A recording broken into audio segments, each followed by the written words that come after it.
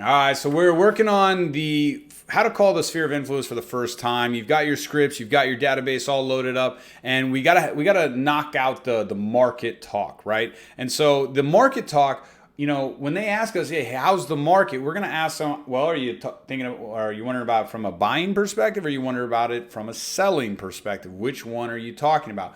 But the reality is that 90% of that conversation, whether left or right, is identical to the other one. And so the first three things that we're going to talk about: one, we're going to talk about the history of San Diego real estate. Okay, two, we're going to be talking about what's been driving the market the last 2 years. Three, we're going to talk about why that's impacted our market. And we're going to set the stage for the last part, which is what is the best thing, whether buying or selling now. And the way we're going to structure it is so that we have credibility, we have authority, we have some statistics in there, some numbers. People respond much more to numbers rather than just generalized statements. And we're going to focus on building confidence in them so that at the end of this, they're like, wow, that person knows what's up, and they're going to follow up with us later. So first and foremost, if somebody said, Josh, I'm looking from a buyer's perspective, how's the market? I'm going to say, that's a great question. In order to understand where we're at now, we have to understand where we've been. And so, as you probably already know, in the 1990s, real estate was pretty bad here locally in San Diego. In 2000s, early 2000s, mid 2000s, it was absolutely fantastic. People were buying, and it caused that housing bubble. In 2008, the inventory just completely started to skyrocket. Nothing was selling. The mortgage market had melted down due to the funny business on Wall Street. They revamped all of the issues with those and started regulating stuff and blah, blah, blah, blah, blah, which takes us to 2012, which is the bottom of the market. Since then, we've been on this incredible market. It was going really well. Around 2018, 19, us as agents, we started to realize that, man, it's about time, because the average market cycle here in San Diego from peak 2008 to next peak is about 7 to 9 years. So in 2019, we're at 11 years from peak to next peak. And what then happens is we start to be on borrowed time. So 2020 March hits, pandemic, all this stuff, craziness, state getting shut down, businesses are not allowed to see customers, blah, blah, blah. Well, it's like, it's here, it's it. But looking in hindsight now, it's like, well, the writing was on the wall. All of a sudden, people were going to stop selling. Half the people thought it was a hoax, half the people were scared to death of it, but those half weren't selling, and that drastically impacted how many homes are on the market. So supply came down. Then they dropped the interest rates to the lowest they've ever been. I mean, there's VA buyers that have a 1.99 30-year fixed mortgage rate. They bought where the interest rates were never lower. So when interest rates go that low, demand skyrockets. So now we've got super low inventory. We've got demand skyrocketing. And on top of that, we got kids learning from home. We got parents working from home. All of these people, they used to say, I don't want a big house because I like to go and do things. I like to go and travel. Well, now you can't travel. Now you can't go do things. You can't even go to restaurants. You're stuck at home, you're working from home, you're with your kids, they're learning from home, it's chaos, and now that very nice, comfortable home has just burst at the seams. So everybody wants to go out, interest rates, demand is going, the market goes crazy. On top of that, Apple comes out and says they're bringing 5,000 high-tech, high-paying jobs to San Diego by 2025. Bill Gates buys property here. Microsoft comes here. Amazon comes here. I've got clients that are literally getting beat out time and time and time again. They're going after all that commercial tech space, that really cool, like modern, hip tech space. They're a startup tech company. They're doing incredibly well, but they're like, we keep getting beat out for all the coolest space. So all that stuff that happened up north in San Francisco and all that stuff, the Bay Area, it started happening here. And also biotech companies that are partnered up with Apple. We had clients that were recruited all over the country into Carlsbad. Carlsbad exploded overnight due to all the increased demand. So that just kept running for 2020. We thought 2020 was crazy. There was no way. 2021, first 3 months, skyrocketed again. And we're like, okay, 2022 is going to be pretty chill. It's not going to be too bad.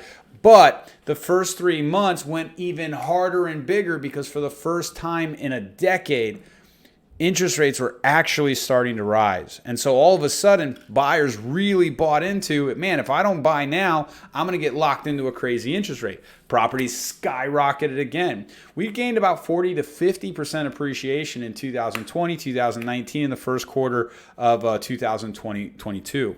So fast forward to today, okay? Over the last 3 months, interest rates have gone from the low fives, which was really high at the time anyway, and now they're pushing into the sixes and their sevens. Some buyers, as of last week, some buyers were being quoted in the high sevens, right?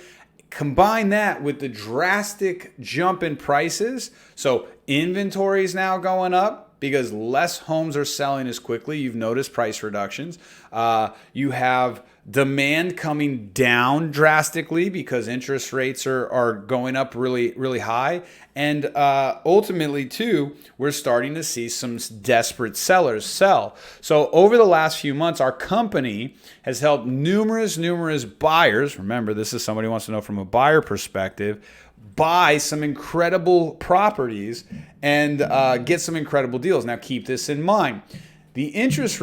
The reason why the interest rate is going up is because we're battling inflation. And inflation is something that has to be managed. If inflation goes rampant, there's some major economic issues. Major. So what they're doing is, and these are the same levers they've been pulling for decades in history. If inflation's going up, you increase the interest rates. That cools it down, inflation comes down.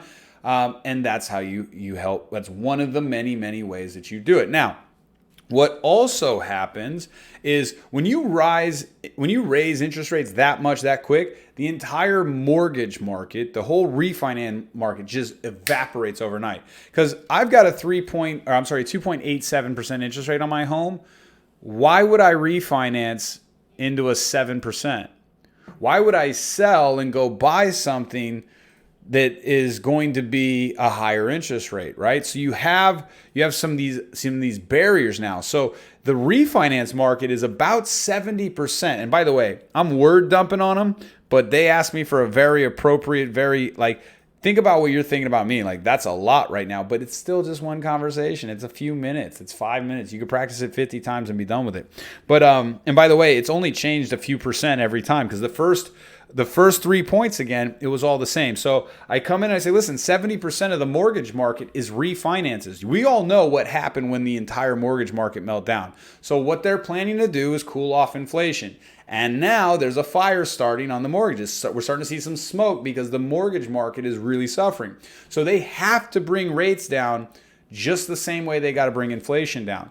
What they're most likely planning to do is bring the rates up, get the inflation under control, and then bring the rates down so that the refinance market starts again, because people are being laid off, people are having trouble. What that means to you as a buyer is that you're in a great opportunity to find desperate sellers, because no longer are the sellers super confident. Don't get me wrong. Some sellers, they're in denial. They're blind. They don't want to listen to us because they're still hoping that they didn't miss the window. However, there is a huge segment of sellers right now that have made hundreds of thousands of dollars in the last 3 years. So even if they have to sell $100,000 below what they earned over the last 3 years, they're still winning $300,000, $400,000, $500,000. They're still making a ton of money. Now their fear kicks in because and guess what? Fearful sellers typically find fearful agents, and so the agents, they also get out. They just want to get out. They just want to get out. They just want to get out. And they know that when they get an offer. So what we've done with buyers is we told them this. Now is a really great time. The interest rates are scary, but just like inflation can't run rampant, neither can these interest rates. Major things would happen. So have trust in understanding the system and how things work. Stay tuned, because you can buy a home finding the desperate seller. Stay engaged. Stay alert on the properties. Go tour them. If you're looking to buy in the next 3 to 6 months, shop now, because the fear on the seller side is high right now. The fear on the agent side is high. And I believe it's just because they don't do the research and education. This market is not going to crash based on everything that we see. There's zero indication of that. However, there is some indication that we're going to see prices dropping, and we're seeing that now. And it's really difficult to price property. So you can go out, you can find a good property as long as you're staying engaged. Pause. What do you think that their thought is at this point? They're like, whoa, right? Like, I'm like, that was probably too much. But you know what? I've always been a fan of just giving them information. You ask me a question, I want to give you the most complete answer. And by the way, you'll see them, and I slow down. This is a training, right? This actually takes more time because I'm like in this space and I'm letting them get in, and they might tell me about how they had a house in 2008 and they felt the pain, and I might sit in that space for a little while. But this is the flow, right? And so once I've let them know that I know the market, once I've let them know what's driving the market, and once I let them know as a buyer how to get the best deals, I'll say, hey, out of curiosity, do you have any plans to move in the future? Are you kicking that around right now? Now I've given them what they want, and now I'm just asking them simply where they are. When they say yes, no, we're not thinking about it for a year. Then I'll go into, well, hey, out of curiosity, where are you guys going? Why are you going there? What's driving you? What's holding you back? Why wait a year? What if the market was 15% lower? Because that could be a reality. Would you still want to move in a year? What if you moved now, rented for a year, and then went there? Would that be an option? What if you knew that getting the most amount of money today... Well, I'm sorry, I started giving you the seller one. For buyers to say, why are you waiting for a year? In a year, this is one of the things that could happen, right? So interest rates, like we said, when they come down, let's say prices come down 15% because interest rates went up, to 7.5%, 8%, right? Just temporarily to cool off inflation. So if at that point you have the inventory going up, you have interest rates going up, and you have buyer demand going down, and all of a sudden prices drop 15%, but then they drop interest rates back to 4% over the next 6 months or whatever it may be. What do you think the buyers who have been sitting on the fence, who were very, very heartbroken because the interest rates literally priced them out, what do you think they think?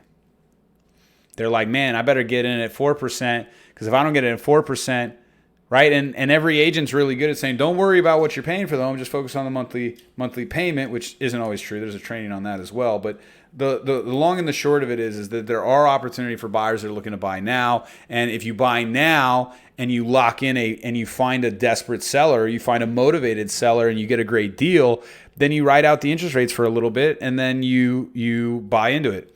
The other option is you sit back and you wait and you get reactive and you don't study things and blah, blah, blah, blah, blah. And maybe you wait till they drop, but as soon as they drop, the interest rates go up and they skyrocket again. And now you just threw away another $30,000, $40,000 in rent. So this is a lot, I understand, as a new agent. Practice the conversation about the history of San Diego, what's been driving the market, average salary. Watch this video again and again of how I deliver it. By the way, my words are intentional. I'm not just freestyling this. This is my practice conversation, and the words are a little bit different how I deliver it. If it's a seller, so right now, what we're seeing is, and I get down with these. So, Microsoft is here, Apple's here, blah, blah, blah, blah, blah. Now, here's the interesting part. Selling has been a little bit more challenging because now the interest rates are really high. And some of your other neighbors, they're getting desperate. They're hiring agents that are fearful of the market. They're fearful of the market. And so what we're seeing is that some of these sellers are panicking, not knowing what's going on in the real estate market. See, I'm not calling anybody out, but I'm just saying, these other sellers, these other neighbors, they're partnering up with the wrong people and aren't giving them wrong advice, and we're seeing price reductions. You don't want that. And once I tell them that, so we're seeing these desperate sellers and these desperate agents recommend selling prices, what we've found is we've had to completely shift our marketing for our sellers. In fact, we just sold a property in 3 days over asking. Seller was super ecstatic, but we couldn't use the same strategy. 6 months ago, we could say, take it or leave it because I've got 30 other offers. Give me something better. Now, if you speak to a buyer or an agent like that, they laugh at you and they go on to the next property. And what's happening is a lot of agents right now, they're doing the market's perfect. We're not scared. We're not scared. We're not scared. Tell my seller, well, it's worth it. It's worth it. It's worth it. They're doing that strategy and everybody's like, we're not doing it until the sellers finally have to sell because their new home's ready. And now they've got to drop the price and they drop it because they're desperate. So, let's ask some questions about this, but this is your history of the San Diego. This is what's been driving the market, the average salary. And by the way, if you're not in San Diego, you can literally just plug those numbers in. Go find out what the market was like in the 90s. Go find out what it was in 2000s, 2008. Just Google what was the Orange County real estate market like in 2008. or when did the market crash in Orange County, right? And you can just take information. Because by the way, if anybody ever goes and fact checks you and they Google those things and they see that the information you gave them at the top of Google, you know just as much as Google. That's a lot.